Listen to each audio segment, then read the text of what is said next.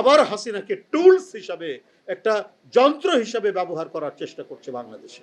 আবার কোনো চোরাগলি দিয়ে পতিত ফ্যাসিস্ট যদি উত্থান হয়, তাহলে এই দেশে রক্ত গঙ্গা বয়ে যাবে।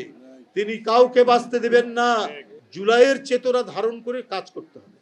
যদি রাজনীতির ক্ষুদ্র কোনো বিষয় নিয়ে মনোমালিন্য হয়ে ওটাকে বড় করে তোলার চেষ্টা করেন, তাতে কারো লাভ হবে না। আপনারা পার্শ্ববর্তী দেশ, আপনারা সেই সম্মান করবেন না আমাদেরকে, আমাদের সার্বভৌমত্বকে সম্মান করবেন না, আমাদের স্বাধীনতাকে সম্মান করবেন না।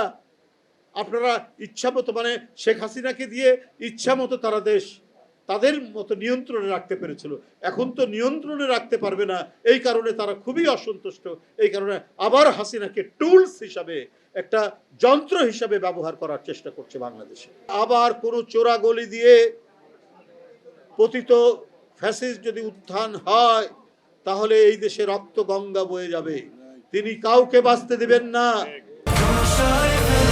বছর ধরে কোটি মানুষের আস্থায় পাইপের বস আরএফএল পাইপ। যে বিপ্লবের চেহারা আমরা দেখেছি, এই চেহারায় একদিন কেউ ভাবতো না যে শেখ হাসিনার পতন হবে।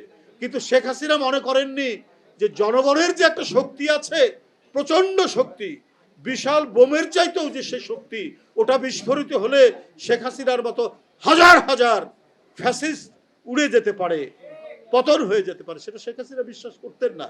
তিনি মনে করেছেন পুলিশ তার, র্যাব তার, বিজেপি তার, সবই তার, সুতরাং তাকে সরাবে কে ক্ষমতা থেকে? কিন্তু কোনো লাভ হয়নি। যখন উত্তরা থেকে জনতার ঢল, যখন যাত্রাবাড়ি থেকে জনতার ঢল, ওই ছোড়া মানে বৃষ্টির মতো, শ্রাবণের বৃষ্টির মতো গুলি ছুটছে, ওটাকে প্রতিহত করে যখন এগিয়ে আসছে, তখন শেখ হাসিনা, আপনি তো আর দেশে থাকার কথা বলতে পারেননি। আপনার পুলিশের গুলিও নিস্তব্ধ হয়ে গেছে।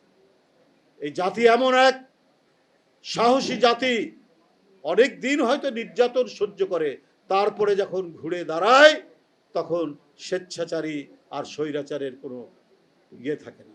তো সুতরাং আমাদের এই জুলাইয়ের চেতনা ধারণ করে কাজ করতে হবে। যদি রাজনীতির ক্ষুদ্র কোনো বিষয় নিয়ে মনোমালিন্য হয়ে ওটাকে বড় করে তোলার চেষ্টা করেন, তাতে কারো লাভ হবে না। আমি বলে দিচ্ছি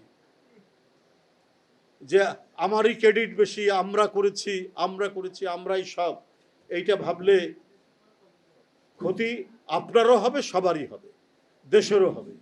দেশের সার্বভৌমত্ব, স্বাধীনতা, আপনি যে আজকে স্বাধীনভাবে কথা বলতে পারছেন, সেটা আর থাকবে না।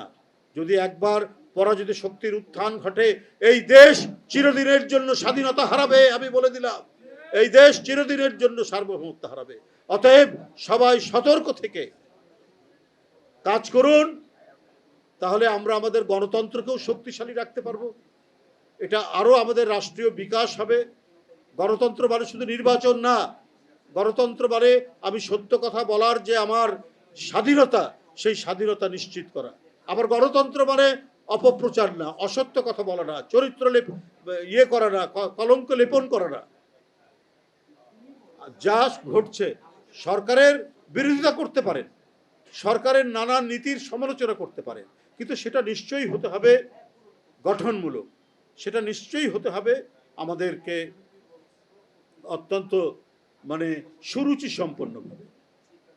যে জুলাই, মানে আমরা তো যে স্পিরিট, জুলাই সনদের যে স্পিরিট, সেই জুলাই সনদের স্পিরিট এবং এই জুলাইয়ের যে গণ অভ্যুত্থানের আকাঙ্ক্ষা, দুটাকে ধারণ করে আমাদের তো নিশ্চয়ই সেটা কাজ করতে হবে। কিন্তু আমরা বলে দিয়েছি, করে দিয়েছি, এটাই মানতে হবে, তাহলে এটা তো হয়ে যাবে আরেক ধরনের ফ্যাসিজম। আজকে বিরোধী দল যেভাবে কথা বলছে, না এটাই করতে হবে, তা আসেন, এখানে তো নোট অফ ডিসেন্ট আছে বিএনপি, তো নোট অফ ডিসেন্ট যেগুলো আছে সেগুলো নিয়ে কথা বলি, কথা বলে যেগুলো সংবিধানে সংশোধন করা যায় সেগুলো সংশোধিত হবে, সংশোধন করা যাবে। সেটা তো বিএনপি অস্বীকার করছে না। বিএনপি ইতিমধ্যে পার্লামেন্টে একটা কমিটিও করেছে, বিরোধী দলকে আমন্ত্রণ জানানো হচ্ছে, আসুন কথা বলুন, কোন কোন বিষয়ে আরো একমত হতে হবে, সবাইকে সে ডাকা হচ্ছে। কিন্তু আপনারা কথা বলবেন না, অভিমান করে থাকবেন, বা অথবা নিজের মতো করে গো ধরে থাকবেন। এটা আপনার গণতন্ত্রের সুস্থ এবং স্বাভাবিক বিকাশের অন্তরায় হবে।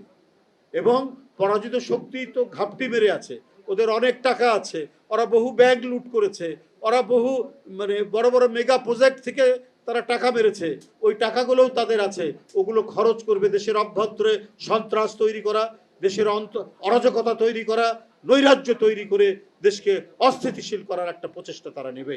তো সুতরাং কোনো ধরনের নেতিবাচক কোনো প্রচেষ্টা পতিত স্বৈরাচারের দিক থেকে সফল না হতে পারে।